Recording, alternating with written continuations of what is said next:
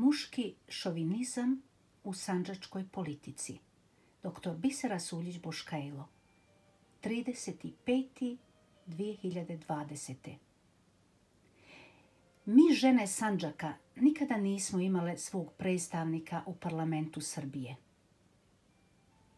Zašto se busaju naši vođe, 3 vodeće stranke, o tome kako je politička ravnopravnost žene u Sandžaku na najvišem nivou, kada na prvom i drugom mjestu rezervisanog za parlament, stoje svuda muškarci? Lista Rasima Ljajića, Evropski Novi Pazar, ima na čelu naravno Rasima Ljajića i Nihada Biševca. Lista SDA ima Enisa Imamovića i Mirsada Hodžića, dok lista akademika Muamera Zukorlića, SPP, ima Muamera Zukorlića i Samira Tandira. Tek na 3. mjestu su žene. Ono kobajagi da su i žene tu i da ravnopravnost je u pitanju. Zar to nije muški šovinizam u sandžačkoj politici? Onda očekuju da žene izađu na glasanje.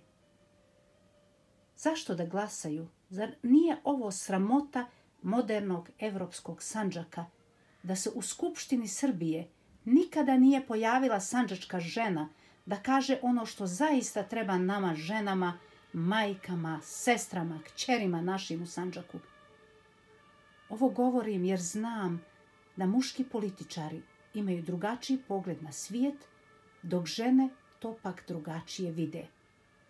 Naravno, ako su slobodne i ne govore samo ono što im vođe napišu da smiju reći. Pogledajte uspješnu Njemačku i shvatit ćete da zahvaljujući ženi upravo ova zemlja cvjeta, a i Evropa uz nju. Zato ne može mene samo muškarac predstavljati tamo gdje se odlučuje. Na kraju da kažem još da treba da nas je i sramota od građana Srbije i šire da mi žene u Sandžaku nemamo svoju predstavnicu, kao da smo mutave, glupe, zatucane. Takvu sliku ovim pokazujemo i zato dižem glas protiv ovog političkog muškog šovinizma u Sandžaku. Bisera Suljić Boškajlo.